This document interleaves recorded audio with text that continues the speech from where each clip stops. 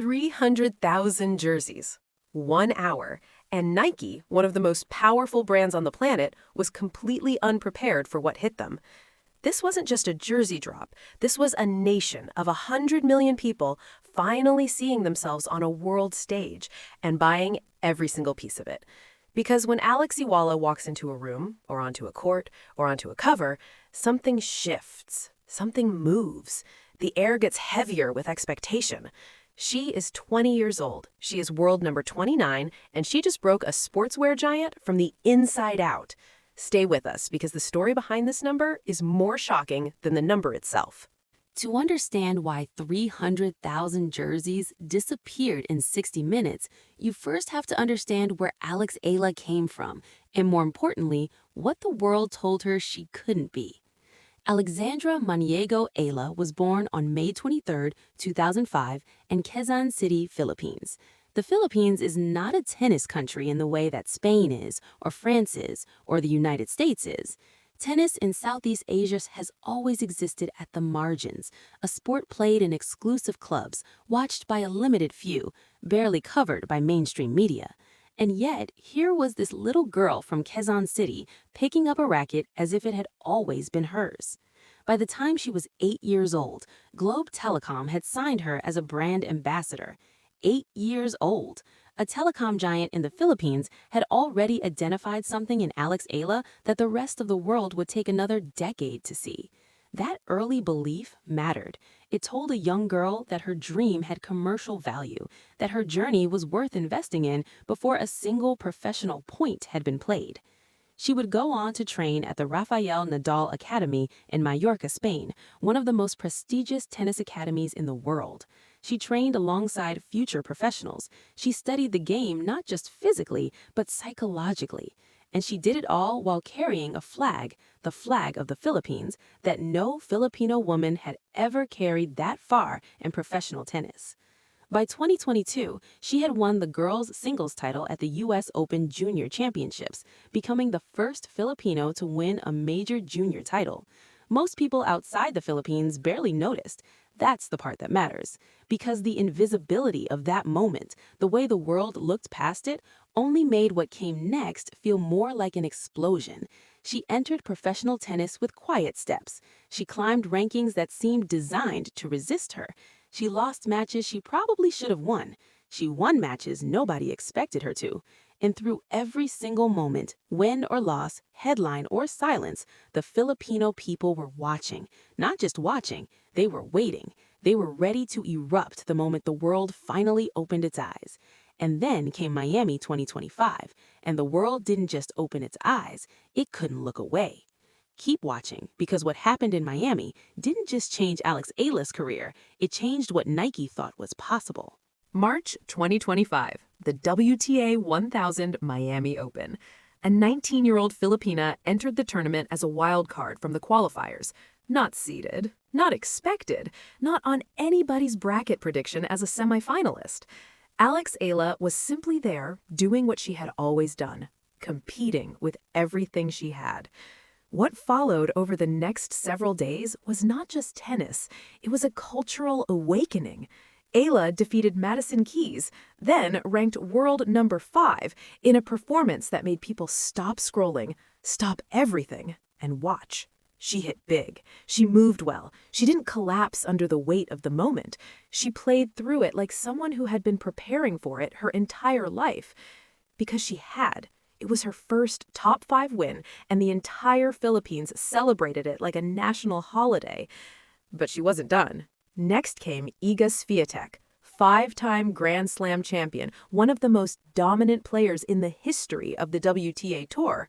Eala beat her too. Straight sets, calm, composed, and absolutely devastating. The upset heard around the tennis world.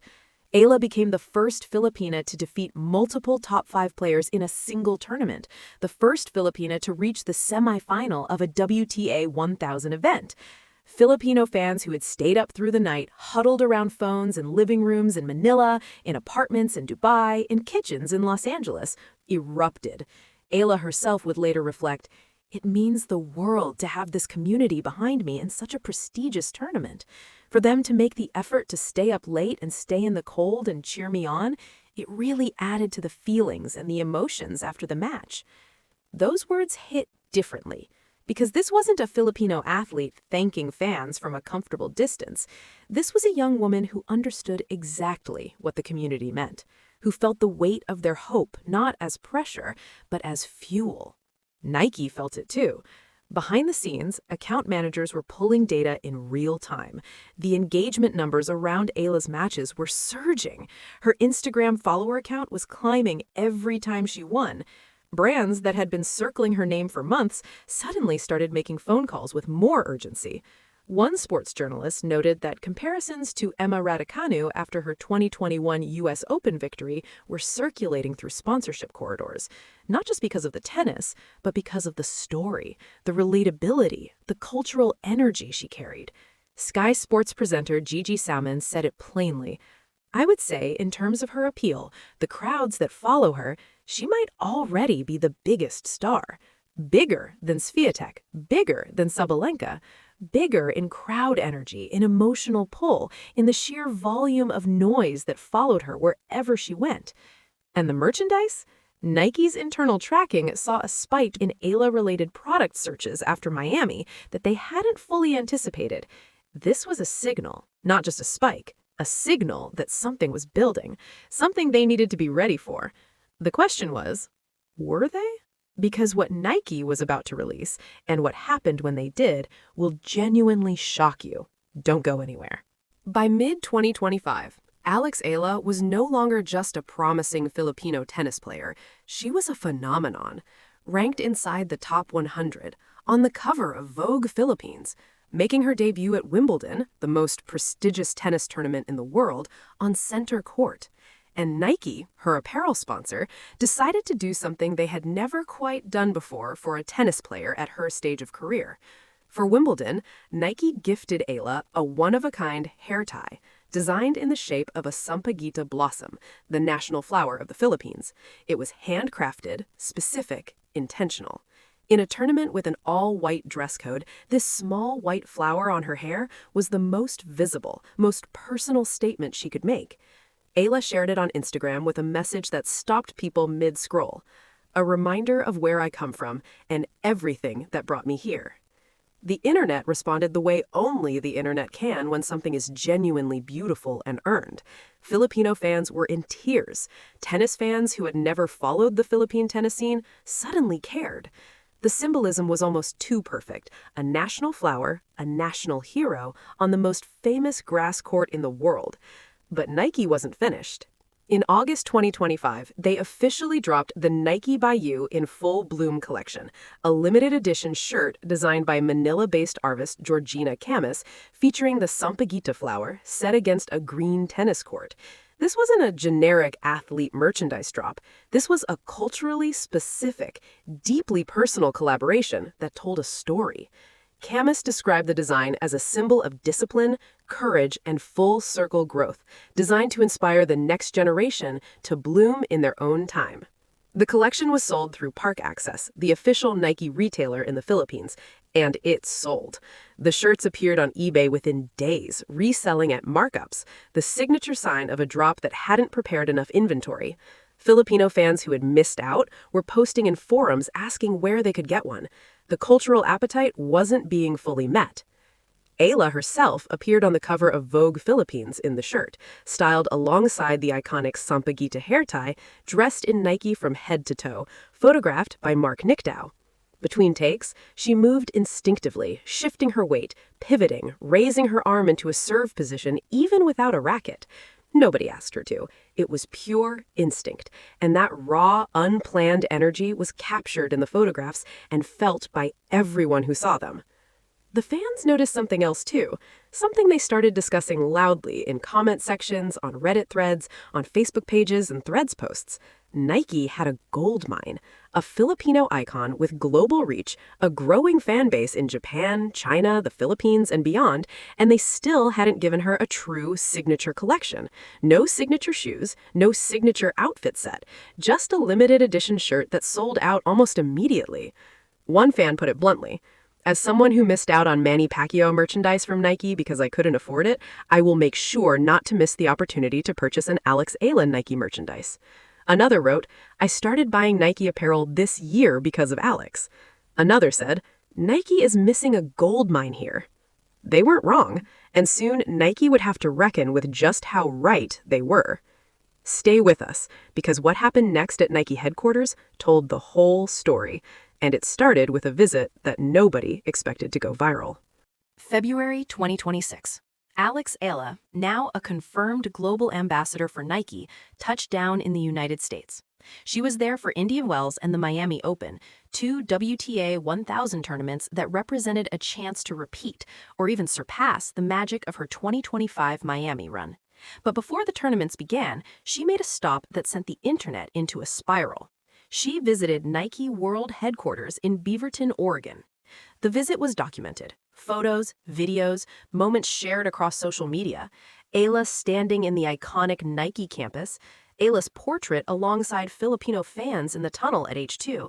Eala, in her quiet, warm, effortlessly magnetic way, representing something that the world's biggest sportswear company had been searching for: authenticity that money couldn't manufacture. At this point, her ranking had climbed to world number 31. Just weeks later, after a strong run at Indian Wells, she would achieve a career high of world number 29, making her the highest-ranked Filipina in WTA history. She had broken into the top 30. She had crossed a threshold that no Filipino woman had ever crossed in professional tennis, and she had done it in a way that felt like she was just getting started. The timing of the Nike HQ visit was everything, because simultaneous to her rising ranking, the conversation in sponsorship circles was getting louder. Emma Raducanu had just switched from Nike to Uniqlo. The space that Raducanu had occupied, the rising star, the fashion face, the tennis IT girl for Nike's campaigns, was suddenly open, and analysts, fans, and industry insiders were all pointing at the same person to fill it. One report from Tennis 365 captured the mood. With Raducanu gone, Eala was perfectly positioned to be tennis's next top rising star for Nike, not because Nike had manufactured it, but because the fans had already decided. And then the jersey dropped. When Nike released the dedicated Eala jersey, building on the momentum of the Sampaguita collection, the Vogue cover, the HQ visit, the world number 29 ranking, the Miami memories, the Philippine market didn't just buy, it consumed. The servers at Park Access struggled. Filipino fans in Manila queued digitally the moment the drop was announced. OFW communities in the Middle East, in North America, in Europe coordinated purchases across time zones. 300,000 units gone in 60 minutes. The kind of number that makes a brand's digital infrastructure buckle at the knees. Inside Nike's offices, this was not a number they had projected. The data from the Sampaguita drop had shown appetite. The resale market had shown urgency. But 300,000 in 1 hour? That was something else entirely. That was proof that Alex Eala had transcended tennis. She wasn't just an athlete on a roster, she was a cultural moment, and the jersey was the physical proof that people wanted to hold it, wear it, own a piece of it. As one fan on social media captured it, Nike had the data, they just didn't believe it. But here's what nobody is talking about. The real reason Nike didn't see this coming goes much deeper than inventory. Keep watching. Here is where the story gets complicated and important. Because for every real Nike Eala milestone, the Sampaguita hair tie, the Vogue cover, the limited edition shirt, the HQ visit, the global ambassador status, there have been an equal number of fabricated stories circulating on social media that have muddied the waters and made it harder for Nike and for the public to read what was actually happening. A Facebook post claimed Wilson had offered Eala a $45 million contract. Debunked. A story about a Yonex racket engraved with Philippine icons spread widely. False. She remains under contract with Babolat. Social media claimed Emirates Airlines had signed her. No official announcement existed. Rumors of an Air Jordan deal worth $1.8 billion emerged on Threads. Unverified. Fabricated. Designed to generate clicks and national pride, but ultimately harmful to the understanding of her real story. And here is the painful irony. The misinformation around Alex Eala exists precisely because her real story is already extraordinary. People are so hungry for her to be rewarded, so proud, so emotionally invested, that fabricated milestones fill the gap between where she is and where the fans believe she deserves to be. But what this created, inside brand boardrooms, was noise. Real data was harder to separate from viral fiction. Nike's internal models couldn't fully trust social signals around Eala because the organic fan activity and the manufactured rumor activity had become almost indistinguishable in terms of volume. Analysts were working with cloudy data in a market they weren't fully equipped to model. The Philippines, with its specific cultural rhythms, its diaspora networks, its capacity for collective pride that moves faster and harder than traditional consumer behavior metrics. In other words, Nike had a tool built for measuring typical consumer markets. Alex Eala doesn't live in a typical consumer market. She lives in something that functions more like a national movement than a fan base. One industry observer noted that companies looking at Eala were already drawing comparisons to Emma Raducanu after the 2021 U.S. Open, an athlete who came from nowhere, captured a cultural moment, and generated merchandise demand that outpaced preparation. But even that comparison undersells the Eala situation, because Raducanu's explosion was primarily a British story with global spillover. Eala's story is a Filipino story, with 120 million people as its emotional core, plus diaspora networks spreading that story to every continent on the planet. When the jersey dropped, all of that converged at once. The HQ visit had primed the pump, the world number 29 ranking had validated the hype, the Miami memories from a year earlier were still warm, and a nation that had been told for decades that their athletes could only go so far watched their girl walk into Nike headquarters, stand in that tunnel, smile in front of those portraits, and decided this was the moment to show the world exactly how much she meant to them. 300,000 jerseys in 60 minutes wasn't consumer behavior. It was a statement. But what does this mean for Alex Eala's future, and what does Nike do next? The final chapter will leave you thinking. Let's step back from the number for a moment. Let's think about what it represents. In August 2025, Eala sat down for an interview with Vogue Philippines between takes in the photo shoot. She was calm, composed, the way she always is in public, unhurried, thoughtful, carrying her words carefully. When asked about how far she'd come, she didn't reach for the usual athlete script of hard work and sacrifice. She said something more honest. I've been working for so long in the past few years, and it feels like a breath of fresh air to be at this level. And then, I'm so proud of myself and what I've accomplished. I'm also proud and grateful for the team and all the effort that they've put in. I'm just happy that, they see results and that I can share this happiness with them also. That phrase, share this happiness with them.